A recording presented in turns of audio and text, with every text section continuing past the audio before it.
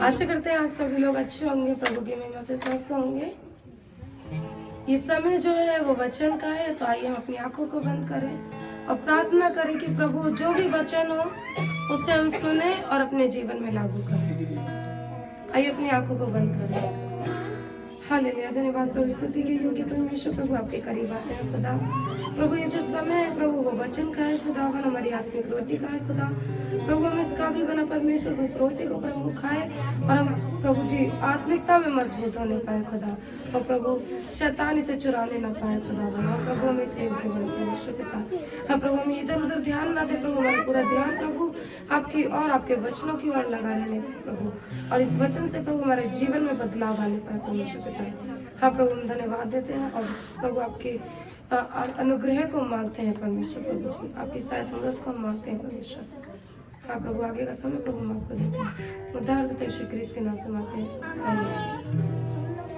आज का जो विषय है वो है परमेश्वर के उपकार को ना भूलना, ना परमेश्वर के उपकार और उसकी भलाई को ना भूलें। कई बार हमारे जीवन में क्या होता है, हम लोग उसके उपकारों को भूल जाते हैं, उसकी भलाई को क्या करते हैं, हम भूल जाते हैं।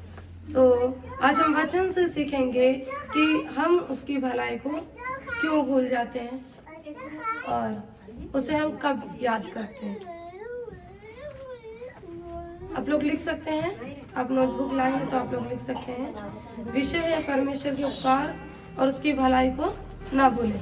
मुख्य वचन रहेगा वचन संहिता उसका 103 उसके 2 में लिखा है, आप लोग निकालें 103 उसका 2।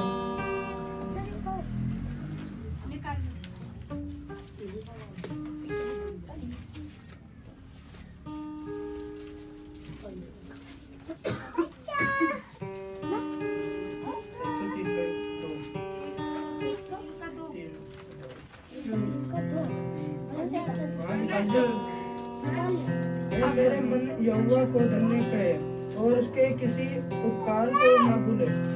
आमीन। हे मेरे मन यहोवा को क्या कहे, धन्य कहे और उसके किसी भी उपकारों को ना भूलना, है ना। परमेश्वर को धन्यवाद भी बने रहो और उसके उपकारों को ना भूलो। बाइबल कहती है, प्रश्न आता है क्या हम परमेश्वर के उपकारों को याद रखते हैं या भूल जाते हैं। कई बार हम क्या करते हैं, उसको भूल जाते हैं। हमारे जीवन में क्या होता है, परिस्थितियां आती हैं, तकलीफें आती हैं और हम क्या करते हैं, परमेश्वर के करीब जाते हैं, और जब उसका प्रतिफल हमें मिल जाता है तो हम क्या करते हैं, भूल जाते हैं। क्यों? क्योंकि हमारा जीवन कैसे चल रहा है, आनंद में चल रहा है, खुश चल रहा है ना। हमारे जीवन में कोई दुख नहीं है, तो हमने क्या किया, परमेश्वर को छोड़ दिया, हम परमेश्वर को भूल गए। दाऊद कहते हैं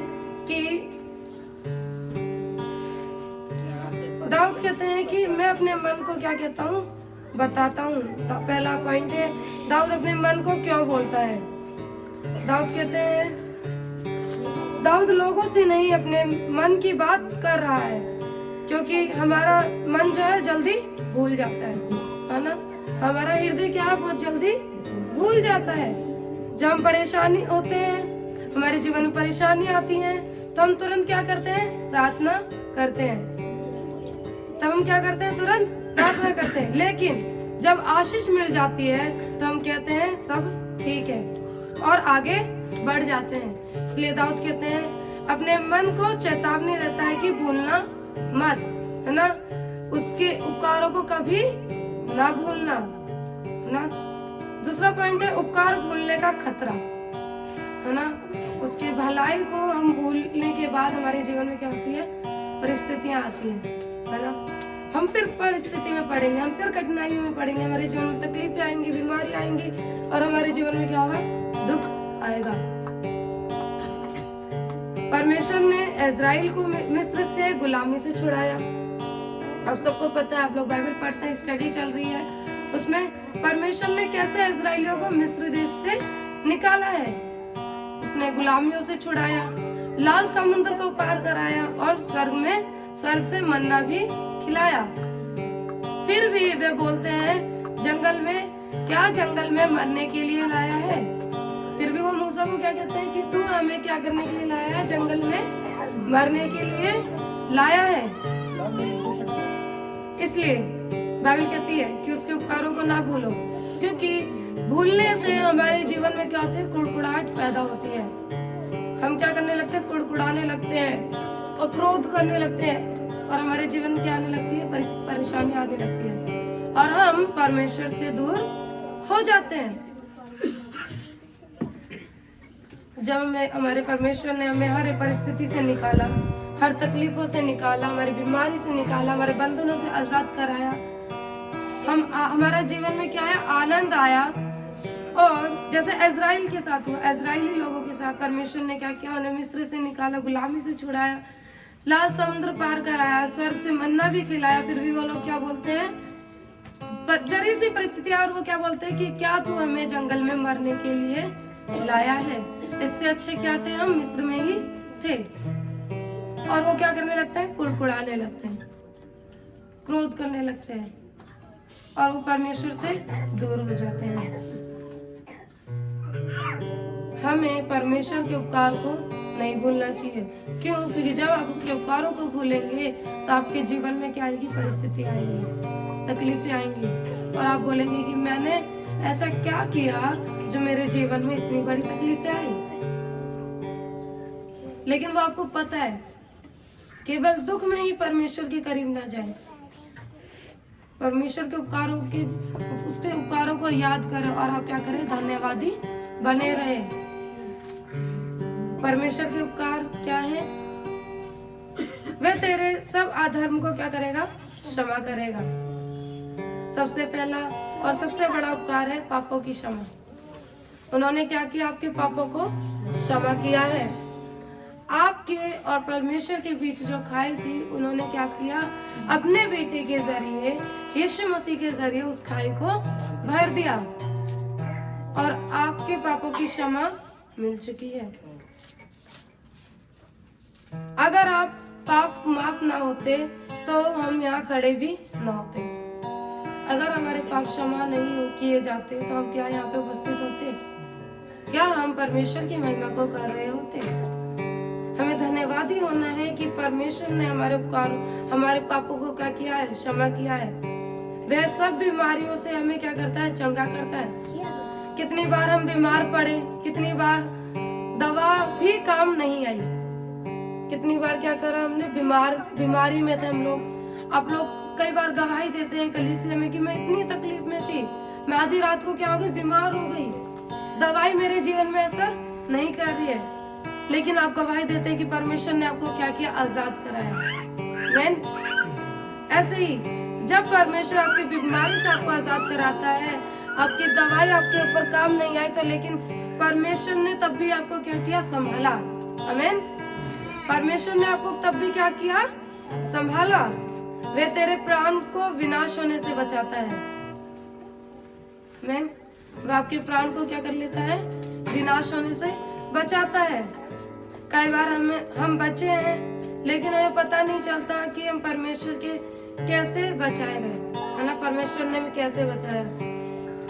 वह तुझ पर अपनी करुणा, अपनी दया का मुकुट रखता है ना। परमेश्वर की दया और करुणा हमारे जीवन में क्या रहती है, बनी रहती है। वो हमें हर परिस्थितियों से, हर एक तकलीफों से निकालने वाला परमेश्वर है। आमीन, हालेलुया। कई बार आप लोगों ने सोचा होगा कि हम लोग रास्ते में चल रहे हैं और अचानक से कोई गाड़ी हमारे पास से गुजरती है ना। कई बार हमारा एक्सीडेंट होने से बच जाता है ना। कई बार हम अपने घर में बच जाते हैं। ऐसी कई बार हम करंट से बच जाते हैं, कई बार हम जलने से बच जाते हैं। क्यों? क्योंकि परमेश्वर की दया आपके जीवन में है। आमीन। परमेश्वर की करुणा आपके साथ सदा और सर्वदा बनी रहेगी। आमीन। कैसे? जब आप उसके करीब जाएंगे। आमीन। जब आप उसके उपकारों के लिए उसके पास धन्यवादी बने रहेंगे। आप एक बात सोचें कि कोई व्यक्ति आपके ऊपर दया कर रहा है, आपकी हर एक जरूरतों को दे रहा है, हर एक काम को कर रहा है, आपकी जो जरूरत है वो पूरा कर रहा है, और आप उसके लिए धन्यवादी नहीं है, वो क्या सोचेगा? या आप क्या सोचेंगे? आप किसी के लिए दया कर रहे हैं आप उसके लिए वो हर एक चीज कर रहे हैं जो आपको लगता है इसको जरूरत है, और वो व्यक्ति आपके लिए धन्यवादी नहीं है, क्या आपको अच्छा लगेगा? वो आपके उपकारों को नहीं मान रहा है, वो आपके उपकारों को क्या कर दिया उसने, भूल गए, है ना? आपको क्या होगा, बुरा फील होगा। ऐसे ही परमेश्वर जब आप पे दया करता है, वो अपनी दया आपसे कभी नहीं हटाएगा। और अगर आप मानते हैं कि परमेश्वर की दया मेरे लिए सदा सर्वदा है, तो आप उसके लिए क्या करें, धन्यवादी बने रहे। आमीन। उसके उपकारों को ना भूलें। चौथा पॉइंट है, भलाई को याद कर रखने की शक्ति देखें।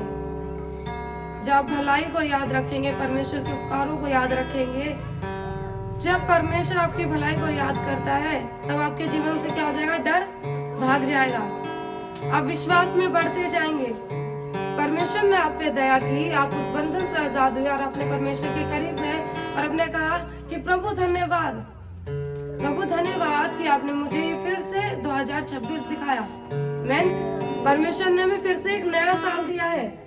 मैन, कितने लोग हैं जो आज के समय में इस साल को नहीं देख पाए, है ना? कितने लोग हैं जो इस परिस्थिति में, धन्यवाद कि हम चंगे भले हैं, हमारा जीवन क्या है, स्वस्थ है, और हम आपकी कलीसिया में पाए जाते हैं। मैन, क्योंकि कितने लोग हैं जो परमेश्वर की कलीसिया के लिए जाना चाहते हैं, लेकिन वो अपनी परिस्थितियों से, अपनी बीमारियों की जरिए, अपनी तकलीफों के जरिए उस कलीसिया में उपस्थित नहीं है। आपको क्या होना है, हर बात में धन्यवादी होना है। हर रोज वो आपके ऊपर उपकार करता है, हर रोज आपके ऊपर भलाई देता है, हर रोज आपके ऊपर दया को दिखाता है। आमीन। जब आप उसके पास धन्यवादी होंगे, तो आपके जीवन में जो डर है वो क्या हो जाएगा, भाग जाएगा, और आपका विश्वास बढ़ता जाएगा। जब आपका विश्वास बढ़ेगा, तो आप क्या होंगे, धन्यवाद अपने आप निकलेगा। मैन, जब आप उसके करीब जाएंगे ना, उसके पास जाएंगे और कहेंगे, प्रभु मेरे जीवन से जो डर था वो आपने निकाला है। मैन, हमारा विश्वास क्या होगा, बढ़ेगा, और हम अपने आप ही धन्यवादी बनेंगे। आमीन। दाऊद ने जैसे गोलियत के सामने खड़े होकर कहा, जिस परमेश्वर ने मुझे सिंह और भालू से बचाया, वे आज भी बचाएगा। आमीन। दाऊद ने किससे युद्ध किया था, गोलियत से। कितना बड़ा था वो, और दाऊद कितना बड़ा था, एक छोटा बालक, है ना? और परमेश्वर ने उन्हें क्या किया, यूज किया, है ना? परमेश्वर ने, दाऊद कहते हैं कि जिस परमेश्वर ने मुझे सिंह और भालू से बचाया, वह आज भी मुझे बचाएगा। मैन, अब परमेश्वर के उपकार को आप ना भूले, तो परमेश्वर आपको क्या करेगा, आपके जीवन में आशीषों से भरता चला जाएगा। मैन, परमेश्वर की दया आपके लिए क्या करती जाएगी, बढ़ती चली जाएगी, और आप क्या होंगे, आपके जीवन में क्या होगी, विजय आएगी, है ना? याद करना आपके लिए क्या है, विजय की चाबी है, वो आपको कसता रहेगा। जब उसके उपकारों को याद करेंगे ना, तो आपको क्या करेंगे, कसते रहेंगे, मजबूत बनाते रहेंगे, धन्यवादी बनाते रहेंगे, है ना? और फिर आप सोचेंगे कि परमेश्वर धन्यवाद कि आपने मुझे इस योग्य बनाया।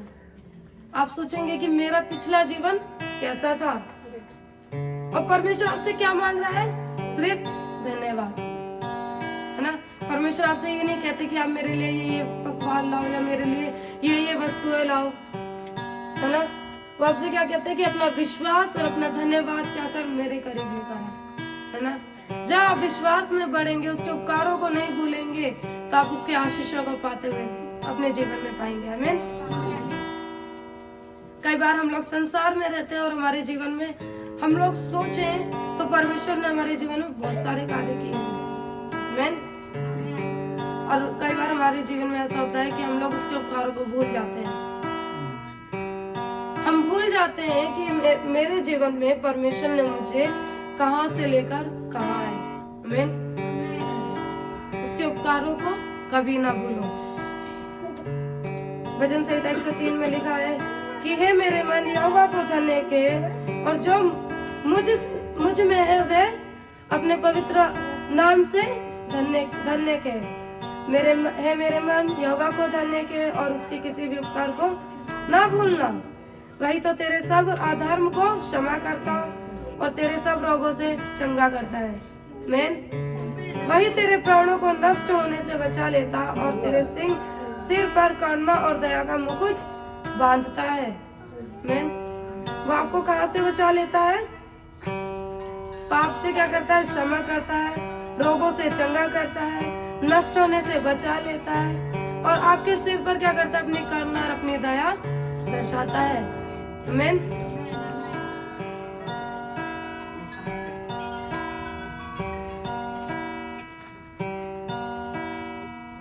भूलने का उदाहरण हम देखें, यीशु ने 10 कोढ़ियों को चंगा किया, लेकिन केवल एक ही लौटकर धन्यवाद देने आया।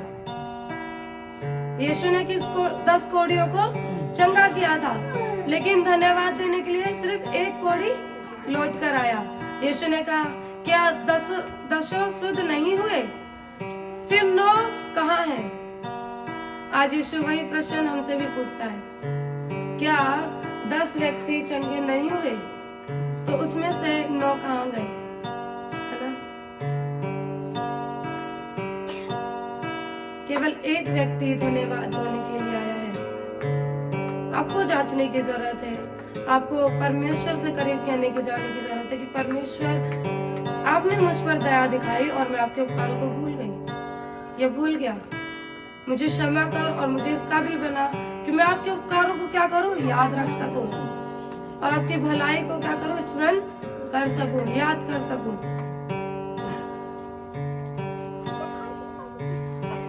आप अपने आप से पूछें, क्या आपने उसके दिए हुए उपकारों को याद रखते हैं? हमें जांचने की जरूरत है। उपकार एक छोटा सा शब्द है। आप सोचेंगे कि वो तो मेरे पिता हैं, ये सब तो उन्हें करने की जरूरत है, मुझे कोई जरूरत है तो मेरा पिता मुझे देगा, वो उनका काम है ना? हम इस चीज को हम सोचते हैं। अगर मैं अपने पिता से कुछ चीज मांगू और वो मुझे लाके ही देंगे, क्यों? क्योंकि उनको वो चीज देनी है, वो उनका काम है। क्या आपने अपने पिता को धन्यवादी कहा? क्या आपने याद किया कि आपके पिता ने आपके लिए क्या क्या कार्य को किया है, या आपकी माता ने आपके लिए क्या क्या कार्य को किया है? ऐसे ही जैसे आप अपने संसार में फादर्स डे, मदर्स डे बनाते हैं, वैसे ही आप परमेश्वर के करीब जाए, कहे, पिता मैं धन्यवाद देती हूँ कि आपने मेरे जीवन में उपकार किया है। आमीन। आपने मुझे उस परिस्थिति से निकाला जहाँ मनुष्य कल्पना भी नहीं कर सकता।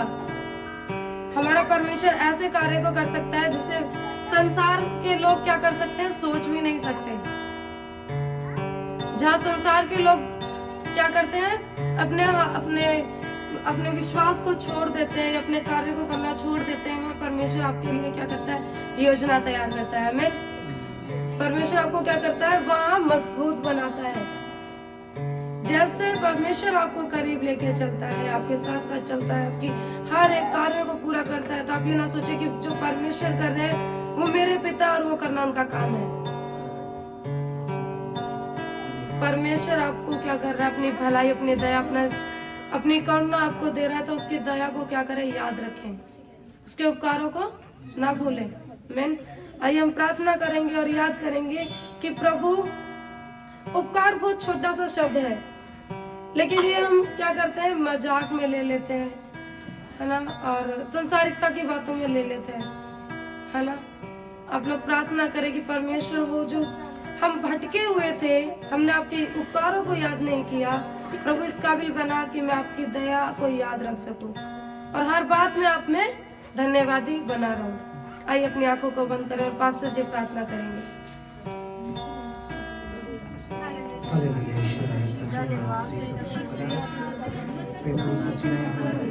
अपने पिछले दिनों को देकर, अपने पिछले जीवनों को देकर परमेश्वर, आपने हम सबको खुदा कहाँ से लेके आए। आपने हम सबके जीवन में अपने बाड़ा को दिया है, अपनी आशीषों को ले डाला खुदा। हमें जीवित रखा है प्रिय परमेश्वर। हमारे परिवार में प्रिय परमेश्वर, हमारे चारों ओर प्रिय परमेश्वर अपनी आशीष को दिए, आपने उद्धार को दिया प्रिय परमेश्वर। हम इन बातों के लिए धन्यवाद देते हैं प्रिय परमेश्वर। सच में पिता महान है, सर्वशक्तिमान, स्तुति के योग्य खुदावन आप वो कदम खुदा, सच में हम आपके उपकार को कैसे भूल जाए प्रिय परमेश्वर। संसार हमसे प्रिय खुदा कहता है, बाइबल कहती है प्रिय परमेश्वर खुदा कि पिता संसार की जो माता पिता वो हमें एक पल को भूल सकते, लेकिन तू हमें कभी ना भूलता और कभी ना छोड़ता है परमेश्वर। हम आपके प्रेम के लिए पिता धन्यवाद करते हैं, हम आपकी दया के लिए धन्यवाद करते हैं परमेश्वर, हम आपके अनुग्रह के लिए धन्यवाद करते हैं परमेश्वर। आपने सच में प्रेम को मुझे हमारे चारों ओर अपने आशीषों को बांध दिया है खुदा। और परमेश्वर खुदा, हम सच में संसारिकता में बढ़कर खुदा आपको न भूलें, आपके उपकार को न भूलें परमेश्वर। जैसा प्रेम आपने हमसे किया वैसे हम आपसे भी करना। और प्रेम खुदा, सच में खुदा आप महान है, और आपका वचन भी कहता है प्रेम इसमें नहीं कि हमने आपसे प्रेम किया, प्रेम इसमें है कि आपने हमसे प्रेम किया। और उसी प्रेम को पिता हम पहचाने, महसूस करें खुदा दिल की गहराई में कि आपने कितना प्रेम किया खुदा। सच में सारी आदर महिमा हम आपको देना चाहते हैं खुदा, सारी महिमा हम आपको देना चाहते हैं, पूरे दिल के साथ आपको धन्यवाद देना चाहते हैं परमेश्वर खुदा। आज के इस साल के जो पहला रविवार है खुदा, आज के दिन प्रिय परमेश्वर खुदा, केवल और केवल हम आपको दिल से धन्यवाद देना चाहते हैं प्रिय परमेश्वर। हाँ प्रिय परमेश्वर, जब आपने हमें पिछले साल से लेकर इस साल में लेकर आए तो खुदा आगे भी आप हमें सही सुरक्षित लेके जाएंगे खुदा। और प्रिय परमेश्वर, आपकी आशीष हमारा इंतजार कर रही है। हाँ प्रिय परमेश्वर, बस हम अपनी कदम को न भटके प्रिय परमेश्वर, अपने रास्ते को न भूले प्रिय प्रभु जी। हाँ खुदा, सच में आप महान है, सर्वशक्तिमान है, सारी आदर सारी महिमा आपके नाम को देते, विनती प्रार्थना प्रभु यीशु के नाम में। आमीन।